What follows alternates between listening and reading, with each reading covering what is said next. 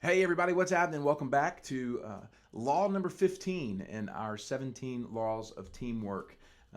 This is us walking through John Maxwell's laws of teamwork with a little bit of a Matt Ham flavor on it. John asked me a while back if I would walk you guys through some teamwork, team building ideas, and this was the book that he wanted me to walk through. And I asked him if it was okay if I put some of my own spin on it, and he said absolutely. And so we're walking through this using John Maxwell's laws as a marker, and then we adapt it to our business, we adapt it to how we are and where we're living right now.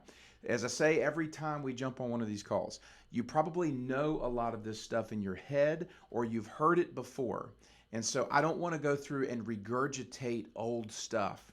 I want to actually move you guys to some type of action that is going to incorporate this into your thought process.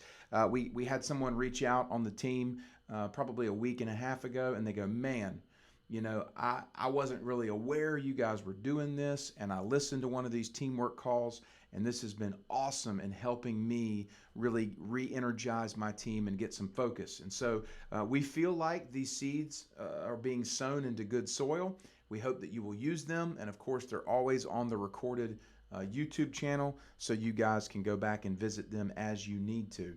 Um, Last week was the law of communication. And I said that communication was probably, in my opinion, the most significant aspect of teams. You have to communicate. I'm really, really wanting to get down and see you guys. I've got a lot of really neat teamwork exercises that we do in groups that really help teams understand the importance of communication and teamwork, how you have to work together, how you have to bury your frustrations, how you have to adapt in the moment, all these different things. And so I'm hopeful that that'll be happening sometime before the end of the year. But today is the law of the edge.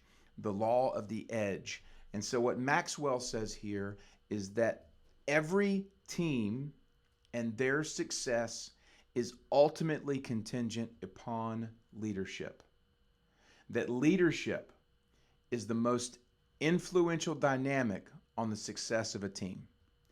And so, again, communication being a key quality, but that quality being expressed in leadership is how we want to look at this. And so he says it this way: the difference between two equally talented teams is leadership.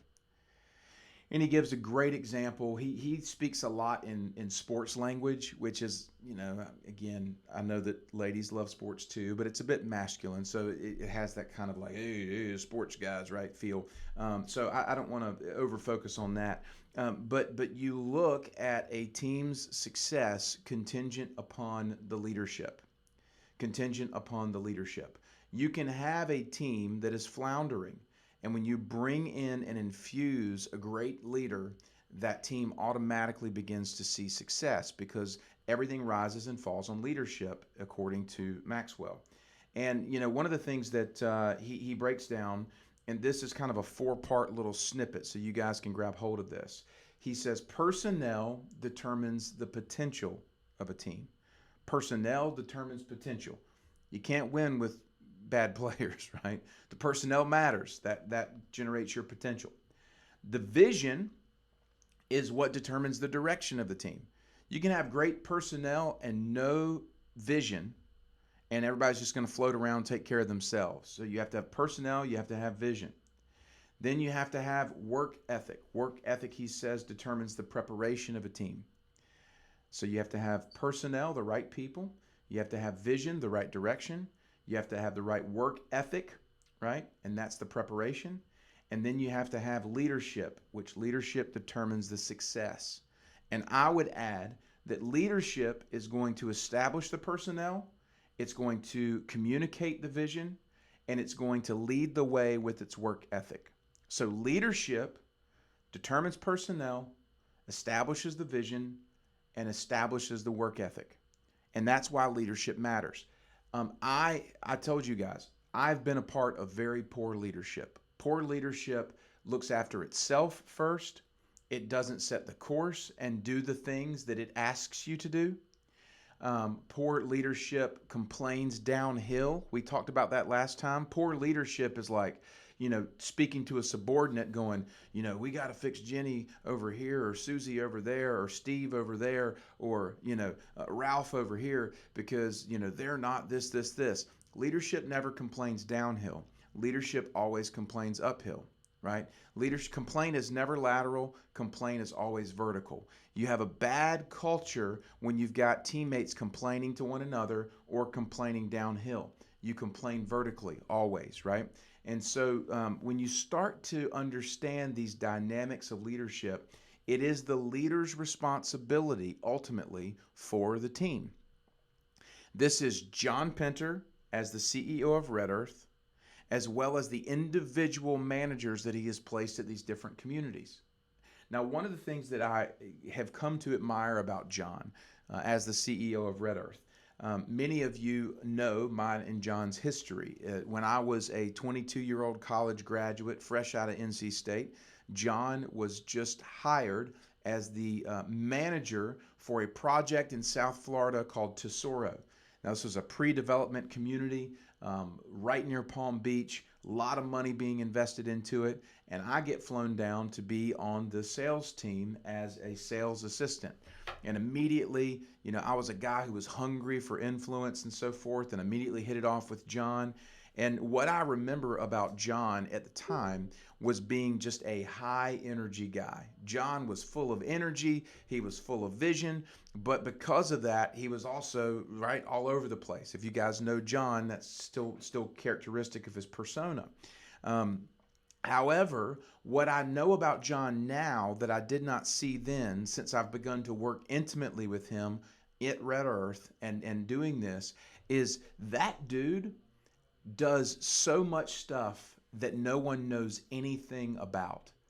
The sales charts that you guys use to record your sales, the scoreboards, John built those himself within like Excel programs, right? All of the marketing that is done for Facebook advertising and all that kind of, John built that himself. The computer and the server that we use that communicates all these televisions and has all those, John built that himself. John he's a pilot by trade, right? And he's very technically trained. He's very skilled, but he also has this incredible gift of communication and high energy. And so what I have appreciated about John as the CEO of Red Earth recently is John is willing to do everything and has done everything that he would ask anyone to do. And that is a great characteristic or quality of a leader.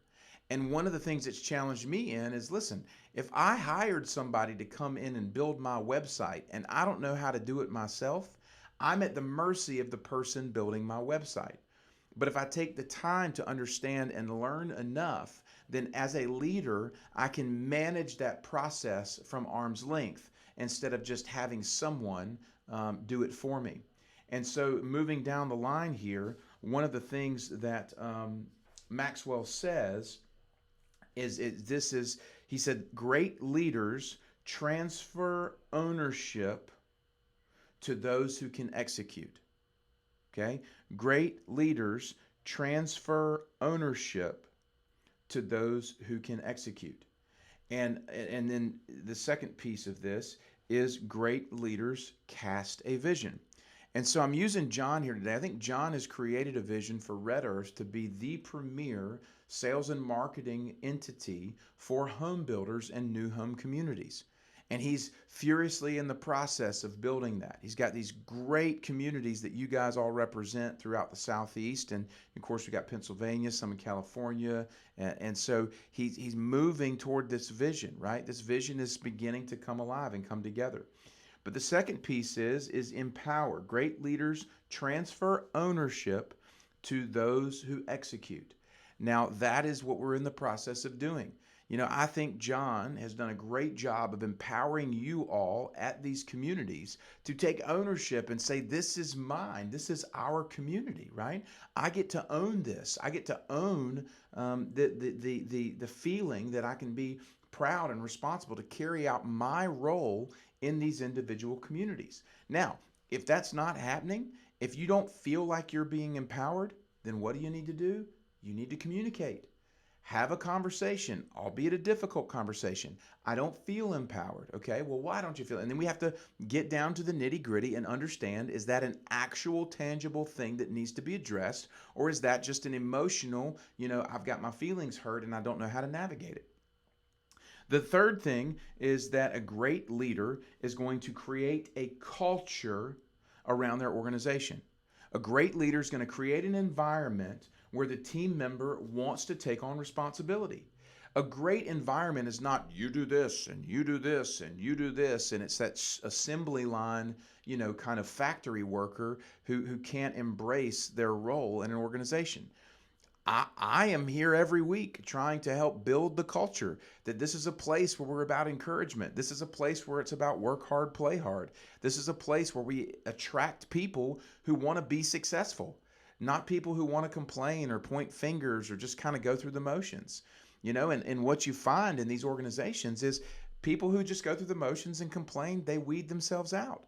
And so we are creating a culture here that is about teamwork, that is about communication, that is about a holistic approach to your sales career. It's not about just mindlessly doing chores and tasks. It's about, let's build something together here. Let's do something that's exciting.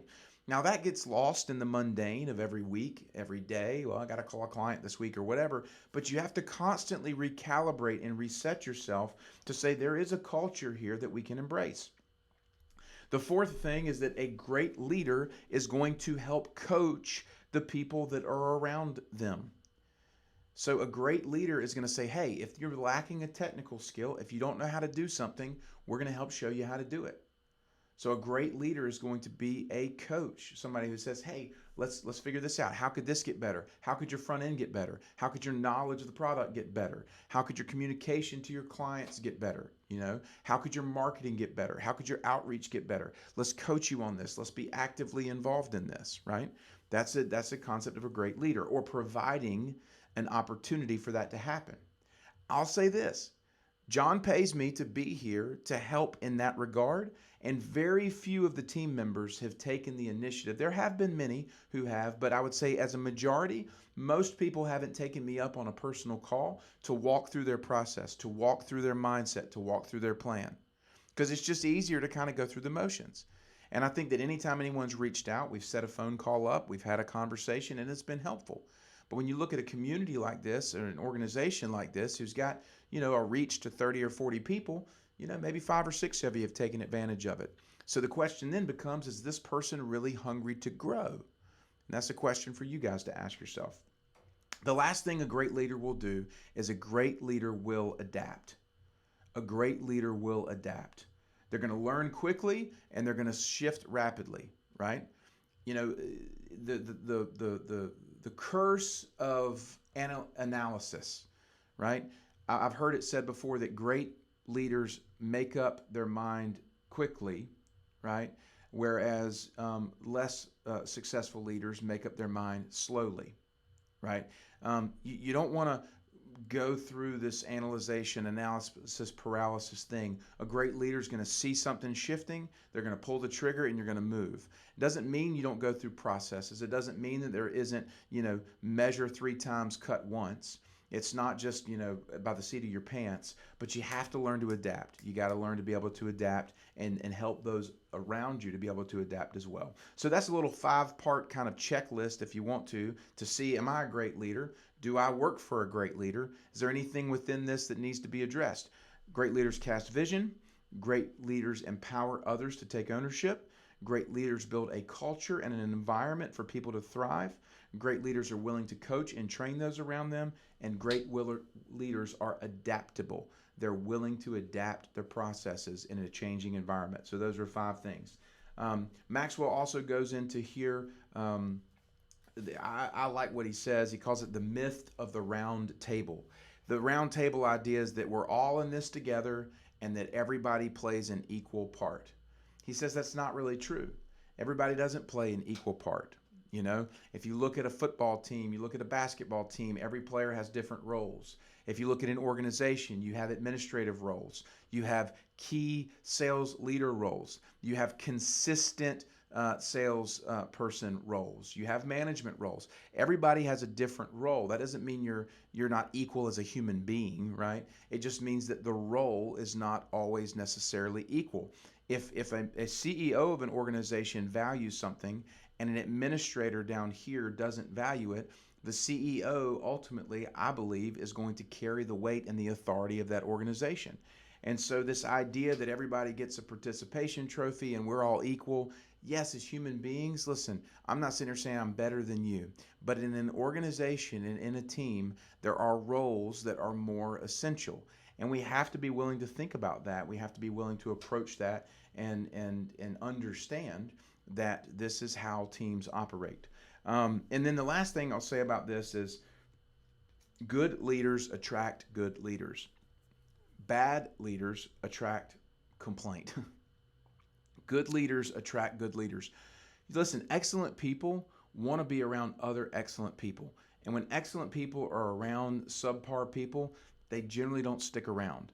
And so bad leaders attract folks who complain, folks who are just kind of okay with the status quo. Great leaders are going to attract other great leaders. Period. End of story. So if you're around a bunch of folks and you're attracting a bunch of folks that are complaining, that are subpar, maybe it says something about the characteristics and qualities of your own leadership. And so this is something to really wrestle with. So a couple of questions to kind of wrap things up. Here's a massive one. Do you actually value good leadership?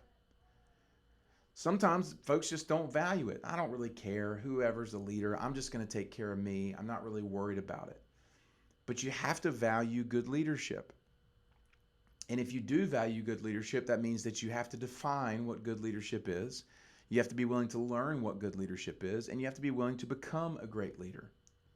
The second kind of question is do you value your personal responsibility to grow as a leader? You don't naturally float toward excellence. You don't naturally float towards the head of the class. People that are successful, people that lead, they work. They are intentional to move in that direction, right? We were talking about this last night at my Monday night men's group, is that so much of our population just sits and mindlessly watches television, social media, and they're constantly fed this information where you have a dividing line among people who are wanting to move themselves into a better spot in their life and in their profession. And they're not just consuming a bunch of mindless information. Everybody needs a break. It's great to have something that you enjoy. If you have a TV show or, something like a sporting event or whatnot, that's fine. But it can't become your life. You have to be intentional about growth, intentional about where you're going. And if you're not, you do not float toward excellence. And then the last one here is have a mentor. I believe every single human being needs someone to mentor them, someone who's better than you in other areas of your life that can lead you toward a greater sense of excellence and a greater sense of growth. There's a lot of people who don't understand who your influencers are, who your mentors are. I say you have somebody mentoring you in a professional sense, someone mentoring you in a physical sense, or a kind of a person like your health. You have somebody mentoring you in your spirituality, somebody who's more adept at their faith than you. These are important things to have. People that are mentoring you in every aspect of life. And if you don't have those mentors, then how are you going to get better if you're not paying attention to someone who's been there before? And so these are a few key takeaways from the law of the edge, which says that two equally talented teams is ultimately going to come down to leadership. Leadership is the dividing force and factor between a great team versus just a good team. So that wraps up the call today. Thank you guys for joining. We'll be back next week for the next law. I think it's going to be the 16th law, so a couple more weeks to go. Thank you guys for being here.